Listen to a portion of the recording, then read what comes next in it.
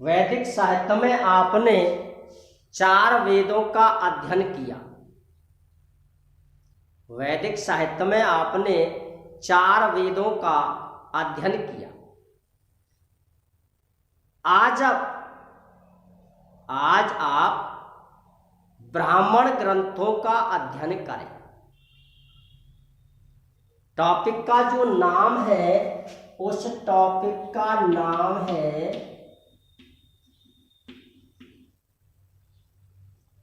ब्राह्मण ग्रंथ।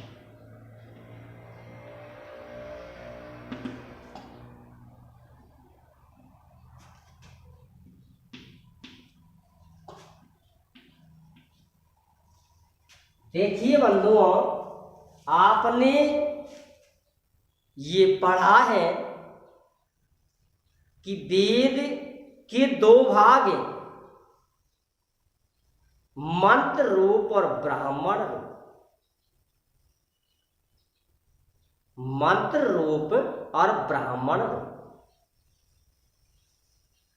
वेद में जो हैं वो मंत्र है, क्योंकि छंद का प्रारंभ भी वेदों से ही हुआ था। वेदों में जो ऋचा है वही सब कुछ है। वेद के 2 भाग हैं, मंत्र रूप और ब्राह्मण रूप। मंत्र रूप का जो दूसरा नाम है वो नाम था संहिता। मंत्र का जो दूसरा नाम आपने पढ़ा, क्लास पढ़ी होगी, उसमें मैंने कहा है कि मंत्र समुदाय का जो दूसरा नाम है वो है संहिता। ठीक है बंधु। संहिता भाग के व्याख्या रूप को, यानी मंत्रों के व्याख्या रूप को, एक होता है मंत्र, अर्थात आप समझ लीजिए जैसे किसी का लक्षण, और हिंदी में होती है उसकी परिभाषा। मंत्र रूप के व्याख्या रूप को, अर्थात संहिता भाग के व्याख्या रूप को, व्याख्या का मतलब है विस्तारित रूप। पठित गद्यांश में आप पढ़ते हो शीर्षक, तो जो गद्यांश है, गद्यांश चाहे वो पठित गद्यांश हो चाहे वो अपठित गद्यांश हो, उस गद्यांश का जो सारांश निकलता है उसे हम शीर्षक कहते हैं। उसे हम क्या कहते हैं? शीर्षक। ठीक है, ये हो गया इसका संक्षिप्त रूप। और एक होता है पल्लवन। ये क्या होता है? पल्लवन। आपने हिंदी में पढ़ा होगा। पल्लवन का मतलब है, संस्कृत में भी हम इसका प्रयोग करते हैं। पल्लवन, नाम पल्लवन तो नहीं है, लेकिन भावार्थ इसमें नाम दिया है। एक बिंदु की बढ़ा चढ़ाकर उसकी व्याख्या करना। एक मंत्र की व्याख्या करना, उस मंत्र का अर्थ डिटेल में किसी व्यक्ति को पता। व्याख्या तभी होगी जब हम उसकी डिटेल बताएंगे। तो ये हो गया ब्राह्मण रूप, यानी छोटे रूप को बड़ा रूप दिखाना, उसकी डिटेल में व्याख्या करना, उसके अर्थ को समझाना, उसकी गहराई को समझाना, उसमें क्या क्या तत्व छिपा हुआ है, इन सभी तत्वों की जानकारी देना, ये है ब्राह्मण ग्रंथ। ठीक, जैसे एक कवित्व भी है कि हनुमान की पूंछ में लगन न पाई आग। हनुमान की पूंछ में लगन न पाई आग। लंका सगरी जल गई, लंका सगरी जल गई, गई निशाचर भाज। हनुमान की पूंछ में, यानी कवि ने उसकी इतनी प्रशंसा की है कि हनुमान की पूंछ में आग भी नहीं लगी थी, लेकिन आग लगने से पहले जब रावण ने उसकी पूंछ में आग लगाने का आदेश दिया तो मंत्री राक्षस अन्य लंका गणों ने उसमें आग लगाना प्रारंभ भी नहीं किया। उससे ही पहले पूरी जो स्वर्ण की नगरी थी, स्वर्ण नगरी थी, वो जलकर भस्म हो गई। वहाँ जितने भी सभा में मंत्री, सभापति, सैनिक, राक्षस गण जितने भी थे वो सभी उस दरबार को छोड़कर भाग गए, यानी चले गए। तो लंका जलाने का जो काम हनुमान ने किया था, इदम दुष्करम कार्यम, इदम दुष्करम कार्यम देवैरपीन दुष्कर, यानी इदम कार्यम देवैरपीन दुष्करम। ये हनुमान, आपने वो काम किया है जिसको देवता भी नहीं कर सकते, क्योंकि ये इतना कठिन कार्य। तो बंधुओं, ये है ब्राह्मण ग्रंथ। इसमें यज्ञ पद्धति का विस्तारित रूप है, यज्ञों के विधि विधान, नियम कानून, इन सब का विस्तारित रूप है, यानी व्याख्या रूप। तो अर्थ जो इसका है वो यही है कि मंत्र समुदाय या संहिता भाग की व्याख्या रूप को हम ब्राह्मण ग्रंथ कहते हैं। ठीक है बंधुओं, ये है इसकी परिभाषा।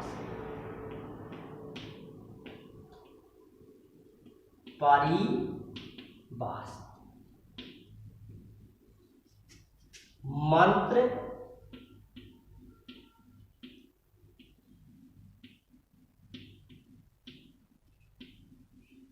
समुदाय के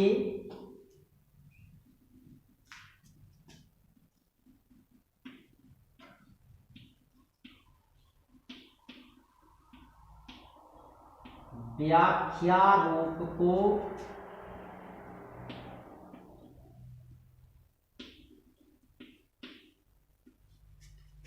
ब्राह्मण ग्रंथ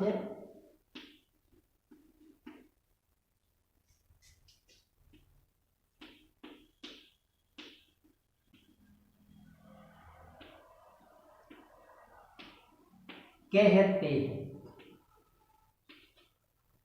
मंत्र समुदाय के व्याख्या रूप को हम ब्राह्मण ग्रंथ कहते हैं। क्या कहते हैं? ब्राह्मण ग्रंथ। चारों वेदों के, वेद कितने हैं? 4 वेद हैं। चारों ही वेदों के अलग अलग ब्राह्मण ग्रंथ हैं। 4 जो वेद हैं उन चारों ही वेदों के अलग अलग ब्राह्मण ग्रंथ हैं। जैसे पहला वेद है ऋग्वेद। पहला वेद कौन सा है? ऋग्वेद। तो ऋग्वेद के जो ब्राह्मण ग्रंथ हैं उन ब्राह्मण ग्रंथों की संख्या है 2। कितनी है? 2। तो मैं सबसे पहले नंबर 1 लेता हूं और वो है ऋग्वेद। इसके जो ब्राह्मण ग्रंथ हैं उनकी संख्या है 2, यानी 2। जैसे पहला है एक रे ब्राह्मण ग्रंथ। पहला है एक रे ब्राह्मण ग्रंथ और दूसरा है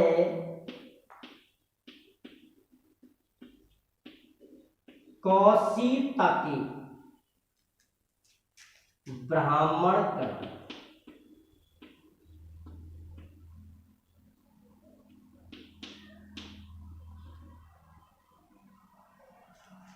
ऋग्वेद के दो ब्राह्मण ग्रंथ हैं।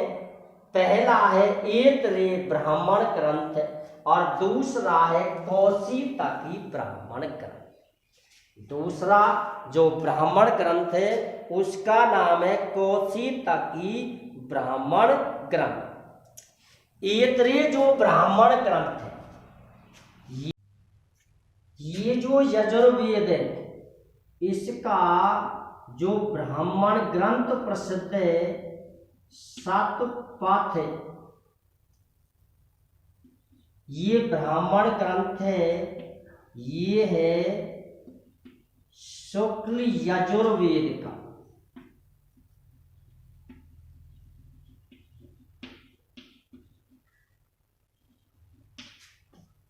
यजुर्वेद का शतपथ जो ब्राह्मण ग्रंथ है ये प्रसिद्ध ब्राह्मण ग्रंथ है। और ये किसका है? शुक्ल यजुर्वेद, क्योंकि यजुर्वेद के दो भाग हैं, शुक्ल यजुर्वेद और कृष्ण यजुर्वेद। शुक्ल यजुर्वेद और कृष्ण यजुर्वेद। अब देखिए अगला जो आता है वो अथर्ववेद। कौन सा आता है? अथर्ववेद। मैं यहां लिखता हूं अथर्ववेद।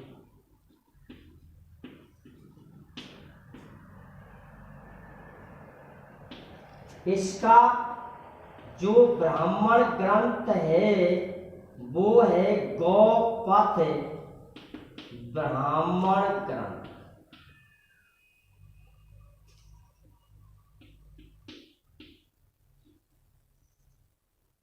ये ब्राह्मण ग्रंथ प्रसिद्ध है, ये ब्राह्मण ग्रंथ प्रसिद्ध है। अब देखिए फिर से आप सुने, मंत्र समुदाय के व्याख्या रूप को हम ब्राह्मण ग्रंथ कहते हैं। कौन से ग्रंथ कहते हैं? ब्राह्मण ग्रंथ। ऋग्वेद के दो ब्राह्मण ग्रंथ, ऐतरेय ब्राह्मण ग्रंथ और कौशितकी ब्राह्मण ग्रंथ। ऐतरेय ब्राह्मण ग्रंथ में अध्याय है कितने? 40।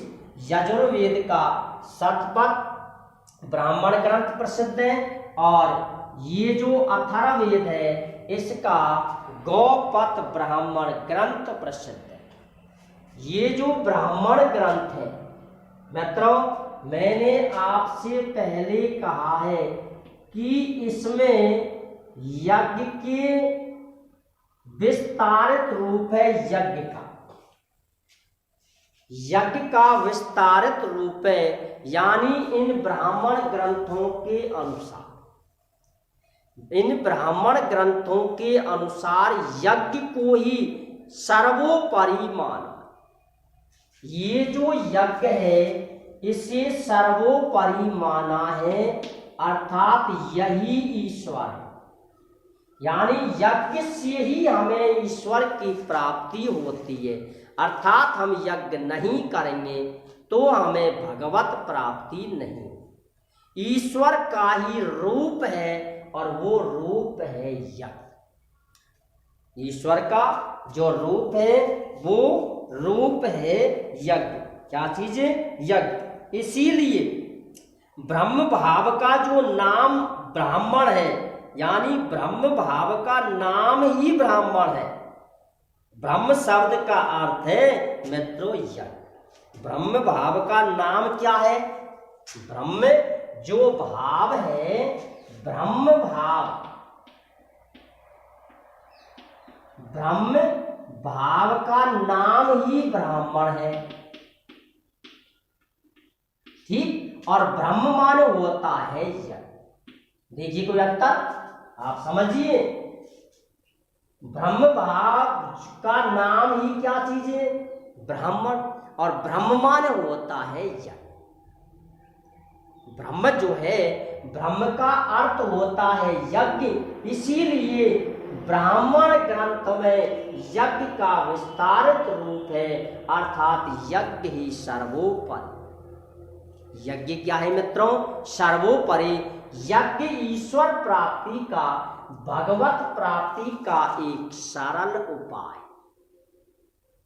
यज्ञ से ही हम ईश्वर की प्राप्ति कर सकते हैं। किससे? यज्ञ से। इसीलिए तो विद्वानों ने कहा है और धर्म ग्रंथों में इनमें लिखा भी है कि एष वै प्रत्यक्षम यज्ञो, एष वै प्रत्यक्षम यज्ञो यो प्रजापति। एष वै, ये सूक्ति भी इसमें लिखी हुई है, मैं लिखता हूं, एष वै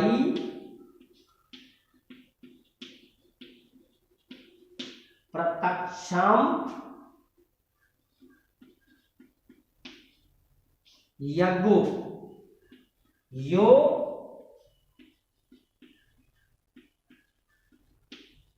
प्रजापति। ये लिखा है एष वै प्रत्यक्षम यज्ञो यो प्रजापति, यानी इसका भावार्थ जो है, इसका निष्कर्ष जो है, वो निष्कर्ष यही है कि यज्ञ ही ईश्वर, यज्ञ ही क्या चीज है, ईश्वर। यज्ञ ही यानी ब्राह्मण जो ग्रंथ हैं उनमें यज्ञ को ईश्वर का साकार स्वरूप माना है या साकार रूप माना है। ये जो ब्राह्मण ग्रंथ है, ये जो ब्राह्मण ग्रंथ हैं, ये जो ब्राह्मण ग्रंथ हैं, ये हिंदुओं के,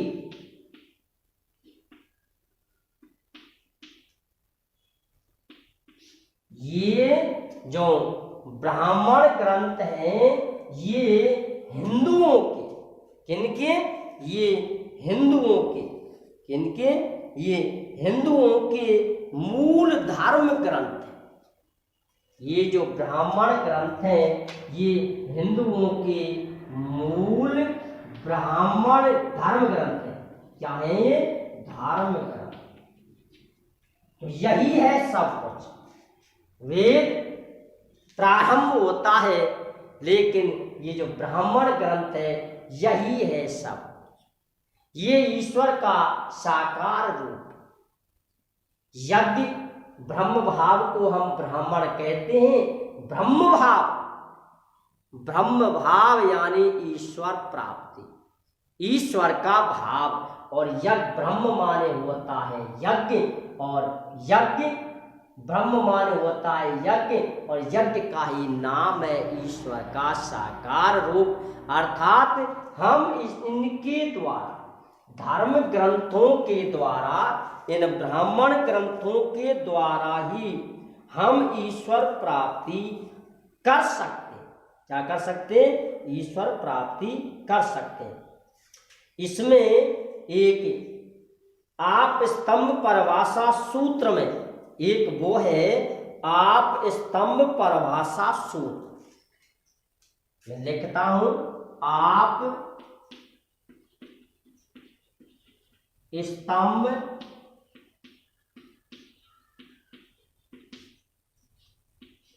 परिभाषा सूत्र। ये है आप स्तंभ परिभाषा सूत्र में लिखा है मंत्र ब्राह्मणों, इसमें लिखा है मंत्र ब्राह्मणों यज्ञस्य प्रमाण। मंत्र ब्राह्मणों, मंत्र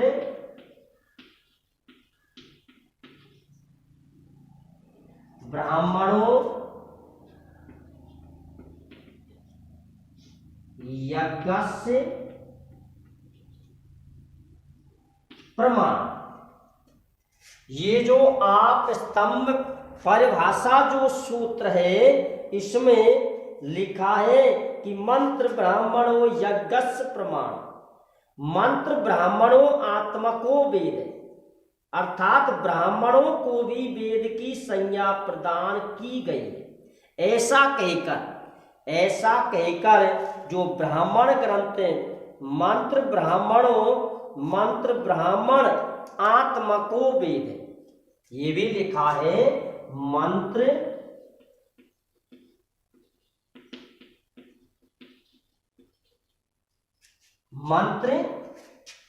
ब्राह्मणों या ब्राह्मण आत्मको, ब्राह्मण आत्मको वेद है, मंत्र ब्राह्मण आत्मको वेद है। यानी ऐसा कहकर मंत्र ब्राह्मणों यज्ञस्य प्रमाणम, ऐसा कहकर ब्राह्मणों को वेद की संज्ञा प्रदान की गई। यानी ब्राह्मण ग्रंथों को, किनको?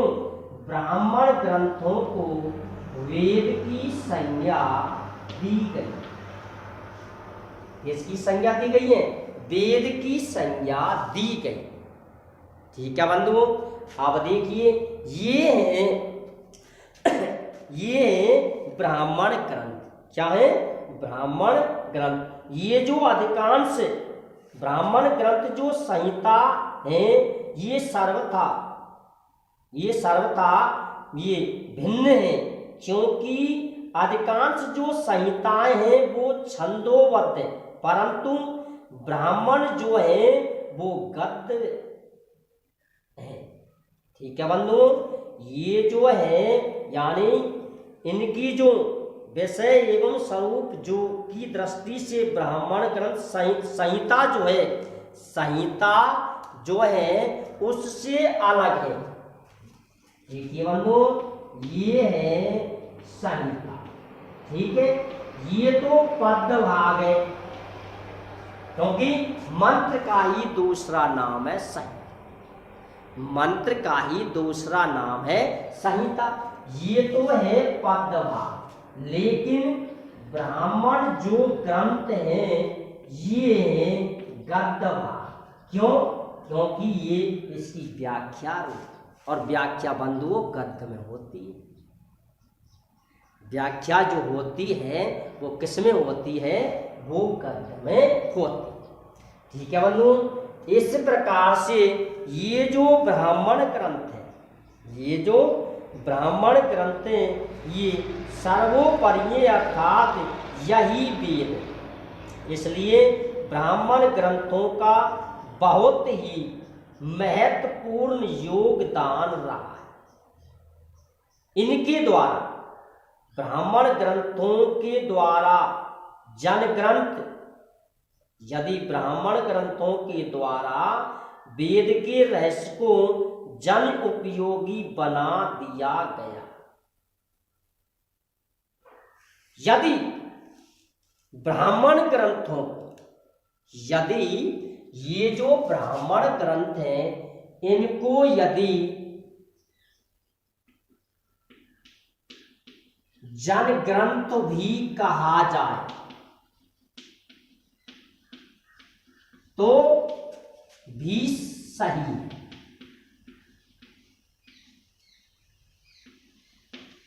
यदि इन ब्राह्मण ग्रंथों को जन ग्रंथ भी यदि कहा जाता है तो भी गलत नहीं होगा। क्यों? क्यों गलत नहीं होगा? क्योंकि ये जो ब्राह्मण ग्रंथ है, ये जो ब्राह्मण ग्रंथ हैं, इनके द्वारा वेद रहस्य को, इनके द्वारा वेद रहस्य को जीवन उपयोगी बना दिया गया। जीवन उपयोगी बना दिया जाता है इन ब्राह्मण ग्रंथों से। किनसे? ब्राह्मण ग्रंथों से वेद के रहस्य को जीवन उपयोगी बना दिया जाता है। क्या बना दिया जाता है? जीवन उपयोगी। इसीलिए यदि इन ब्राह्मण ग्रंथों को जन ग्रंथ यदि हम कह दें, यदि इन ब्राह्मण ग्रंथों को हम जन ग्रंथ यदि कह दें तो भी गलत नहीं। क्यों? क्योंकि इनका काम ही यही है। क्योंकि इनका काम ही यही है। ये जन कल्याण की भावना रखते हैं, विश्व कल्याण की भावना रखते हैं, तभी तो हमारी भारतीय संस्कृति सर्वोपरि संस्कृति है। योग संयुक्त राष्ट्र संघ का जब अधिवेशन हुआ था तो कुछ समय पहले मोदी जी ने कहा था कि हमारी जो विचारधारा है, हमारी जो विचार शैली है, खुद का काम, उसके बाद जन कल्याण करना है। बंधुओं, हमारा काम, भारत देश का काम जन कल्याण है। तो ये जो ब्राह्मण ग्रंथ हैं, ये जन कल्याण का कार्य करते हैं। उन्हीं धर्म ग्रंथों के अनुसार हमारी भारतीय संस्कृति संसार में सर्वोपरि संस्कृति है। इसीलिए हम विश्व गुरु थे, विश्व गुरु हैं और विश्व गुरु रहेंगे। जय हिंद, जय भारत, गुडबाय, नमस्ते।